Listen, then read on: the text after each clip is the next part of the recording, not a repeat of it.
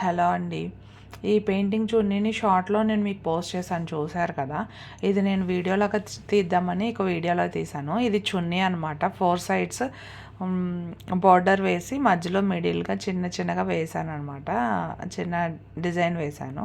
ఫస్ట్‌లో మీకు కనిపిస్తుంది అది. ఫస్ట్ వేరే వీడియో షార్ట్ వీడియోలో కనిపిస్తుంది. ఇదనమాట. ఇది డబల్ షేడెడ్ పెయింట్ అనమాట. అంటే ఫస్ట్ మనం ఒక పెయింట్ వేస్తాము, షేడ్ వేస్తాము, దాని మీద మళ్ళీ డబల్ షేడ్ తీస్తాం అనమాట. లుక్ మాత్రం చాలా బాగుంటుంది. ఇది ఇది పెయింటింగ్లో వస్తుంది. ఇది ఫ్రీ హ్యాండ్లో కూడా వేయొచ్చు. ఫ్రీ హ్యాండ్లో డబల్ వర్క్ అవుతుందనమాట.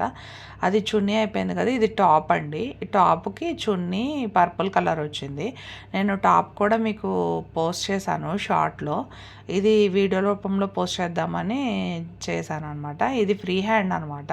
అంటే డిజైన్ ఏమీ లేదు, జస్ట్ ఎక్కడికి వస్తుంది, ఎటు నుంచి స్టార్ట్ చేసి ఎక్కడ దాకా వస్తుంది అని చెప్పి ఎస్టిమేషన్ వేసి మనం ఇలాగ ఫ్రీ హ్యాండ్ ఫస్ట్ ఒక స్ట్రోక్ లాగా కర్వ్ తీసుకొని దానికి లీవ్స్ వేసేసి దాని నుంచి ఫ్లవర్స్ వేసి అలా ఇంకా మనం ఫ్రీ హ్యాండ్లో మూమెంట్ చేసేసుకోవడం అనమాట. మనం ఇంకా పర్టికులర్గా దీనికోసం ఏం డిజైన్ చేయాలి ఏంటి అనేది మనం ఏమి అక్కడ డిజైన్ అయితే ఉండదు.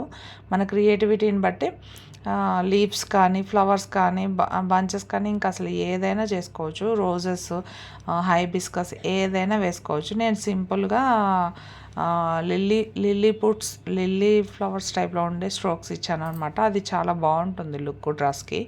ఇది మీకు కనిపిస్తుంది చూడండి. ఇది ఫ్లవర్ అనమాట. సింగిల్ షేడ్ అనమాట. నెక్స్ట్ మీకు డబల్ షేడ్ కూడా చూపిస్తాను. ఇది రెడ్ కలర్లో ఓన్లీ స్ట్రోక్స్ అనమాట.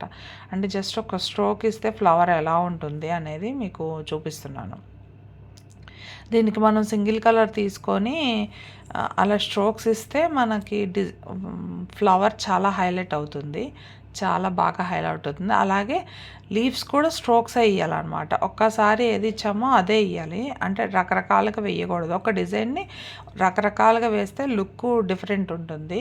ఇది నేను ఓన్లీ స్ట్రోక్స్ మీదే ఇచ్చాను. షేడెడ్ ఓన్లీ ఫ్లవర్స్ మాత్రమే షేడెడ్ ఇచ్చాను అనమాట. అలా వేశాను డిజైను. యాక్చువల్గా ఇది ఫ్రీ హ్యాండ్ స్ట్రోక్స్ వేయడం అంటే చాలా టైం పడుతుంది.